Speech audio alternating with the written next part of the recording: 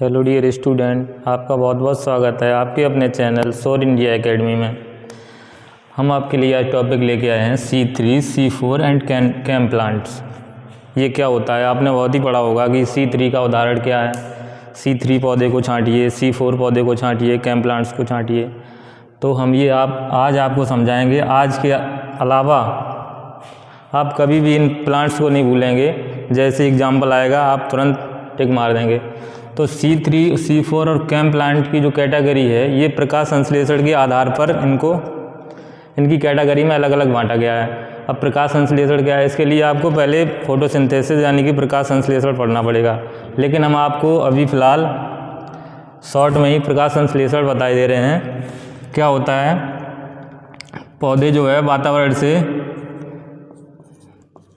Carbon dioxide और soil से, मृदा से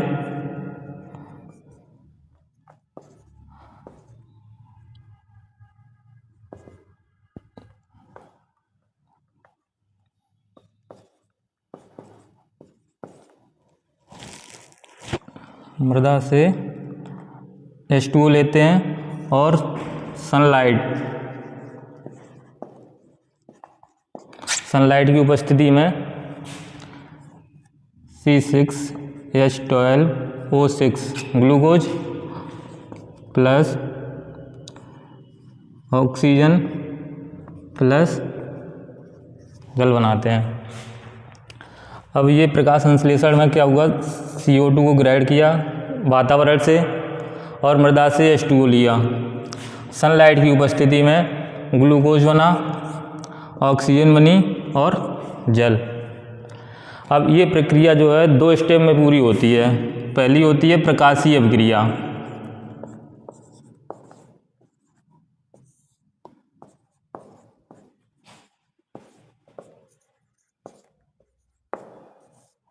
लाइट रिएक्शन।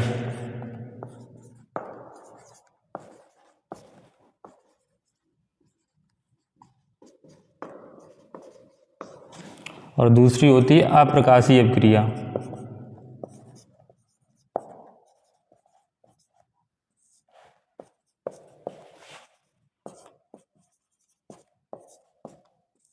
Dark reaction.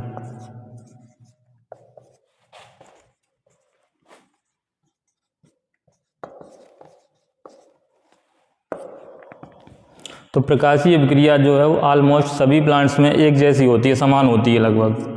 और अप्रकाशीय अभिक्रिया है वो अलग अलग प्लांट्स में अलग अलग तरह की होती है। तो इसी के आधार पे C3, C4 और कैम प्लांट्स को बांटा गया है। C3 प्लांट्स में अप्रकाशीय अभिक्रिया अलग तरह की होगी, C4 प्लांट्स में अप्रकाशीय अभिक्रिया अलग तरह की होगी और कैम प्लांट्स में अप्रकाशीय अभिक्रिया अलग तरह की होगी। अभी मैंने आपको बताया था, जैसे C3 प्लांट है, अभी मैंने आपको बताया था पौधे क्या लेते हैं, कार्बन डाइऑक्साइड। तो C3 पौधे अप्रकाशीय अभिक्रिया में कार्बन डाइऑक्साइड लिया और क्या अपना ग्लूकोज बना। तो C3 प्लांट्स CO2 जो ग्रहण करते हैं वो एक एंजाइम होता है, रोबिस्को एंजाइम।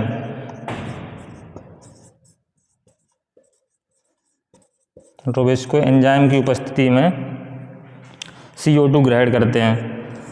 फिर जाके क्या होता है, जो सबसे पहला प्रोडक्ट बनता है वो 3 कार्बन वाला होता है, इसलिए इसका नाम क्या रखा गया, C3।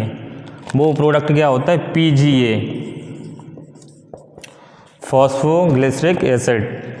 और कितने कार्बन वाला होता है, 3 कार्बन वाला होता है, इसलिए इनका नाम रखा गया है C3 प्लांट्स। ये बात क्लियर हो गई। ऐसे ही C4 में क्या होता है, जो अप्रकाशीय अभिक्रिया होती है उसके लिए जो CO2 को ग्रहण किया जाता है वो कौन से एंजाइम की उपस्थिति में किया जाता है, पेप्केज एंजाइम।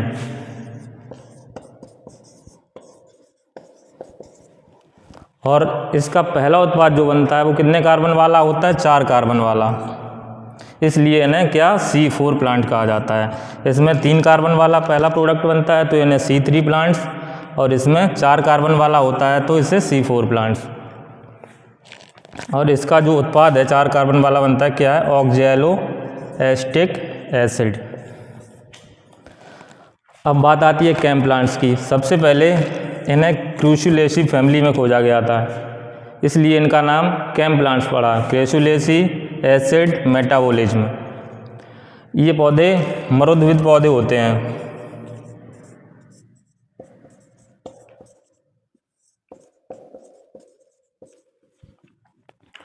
इसमें भी CO2 को ग्रेड करने के लिए पेपकेज एंजाइम काम करता है। पेपकेज एंजाइम की उपस्थिति में CO2 को ग्रेड किया जाता है और उसके बाद इसका जो पहला प्रोडक्ट होता है वो क्या होता है? ऑक्ज़ैलोएसिटिक एसिड। इसका भी ऑक्ज़ैलोएसिटिक एसिड होता है। अब सबसे मेन काम क्या है कि इनके एग्जाम्पल पूछे जाते हैं, जैसे C3 गेहूँ, जौ, धान, राई, बैगन, और C4 में गन्ना, मक्का, ज्वार, बाजरा, एमरैंथस, ज़्यादातर खरीफ की फसलें। अब इन्हें रखने के लिए देखा जाए मोस्टली लगभग 80% जो प्लांट्स होते हैं उन्हें C3 कैटेगरी में रखा गया है, एक बीजपत्री, ज़्यादातर एक बीजपत्री। अब बात आती है C4 में गन्ना, मक्का, ज्वार, बाजरा, ये भी तो एक बीजपत्री है, लेकिन 20% जो बचा है ये केवल 80% मोस्टली C3 में रखा गया है। लेकिन सबसे ज़्यादा पूछा जाता है तो सबसे ज़्यादा याद करने की चीज़ है कि C4 प्लांट्स के गन्ना, मक्का, ज्वार, बाजरा सबसे ज़्यादा पूछा जाता है। फिर उसके बाद कैम प्लांट्स, ये मरुद्भिद पौधे होते हैं। इनका जो है ज़्यादातर ये पानी की कमी से जूझते रहते हैं, तो ऐसे पौधे कैम प्लांट्स कहलाते हैं। ये क्रूसुलेसी फैमिली के अधिकतर पादप जो होते हैं, अधिकतर प्लांट्स जो होते हैं वो इसी कैटेगरी में आते हैं। इनके एग्जाम्पल हैं आर्किड्स, अगेव, अनन्नास, पत्थरचट्टा और ज़्यादातर क्रूसुलेसी फैमिली के पौधे। और इसमें भी हमने जो बताया था गेहूँ, जौ, धान, राई, बैगन, मूंगफली, आलू और अधिकतर खरपतवार जो हैं वो इसी में आते हैं, C3 कैटेगरी में, और अधिकांश एक बीजपत्री पौधे। और अगर इसे सरल करके देखा जाए तो अधिकतर रबी की फसलें C3 कैटेगरी में आती हैं और अधिकतर खरीफ की फसलें C4 कैटेगरी में आती हैं। अब बात आती है C3 प्लांट्स जो होते हैं इनमें फोटोसिंथेसिस के लिए उपयुक्त तापक्रम क्या होता है? वो 25 से 30 डिग्री सेंटीग्रेड पे, ये अधिकतर पौधे 25 से 30 डिग्री सेंटीग्रेड पे अपने आप को सर्वाइव करते हैं। और C4 प्लांट्स ये क्या, ये 30 से 40 डिग्री सेंटीग्रेड पे। और क्वेश्चन बहुत ही पूछे जाते हैं इसमें। क्या क्वेश्चन पूछे जाएंगे? इसमें पूछ दिया C3 प्लांट्स को सबसे पहले किसने खोजा, तो ये हैच एंड स्लैक नामक वैज्ञानिक ने सबसे पहले C3 प्लांट्स के बारे में बताया था। और इसे C4 को इसका C4 का हैच एंड स्लैक, और C3 को केल्विन एंड वेंसन,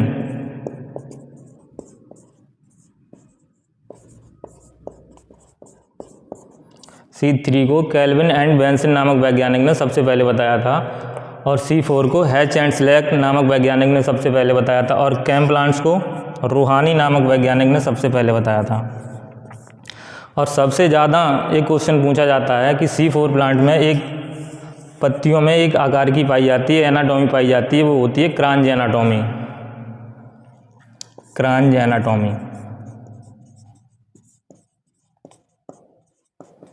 सबसे ज़्यादा क्वेश्चन पूछा जाता है क्रांज एनाटॉमी किस में पाई जाती है, तो वो C4 प्लांट्स में पाई जाती है। आज के लिए इतना ही, और नेक्स्ट वीडियो लेके आएंगे फर्स्ट सेमेस्टर के एग्ज़ाम हो गए, सेकेंड सेमेस्टर जो इवेंट सेमेस्टर चालू हो रहा है, सेकेंड, फोर्थ और सिक्स, इनकी क्लासें कल से रेगुलर ली जाएंगी। तो आप लोग ज़्यादा से ज़्यादा जुड़िए, हमारे चैनल को लाइक कीजिए, सब्सक्राइब कीजिए एंड शेयर कीजिए। ओके।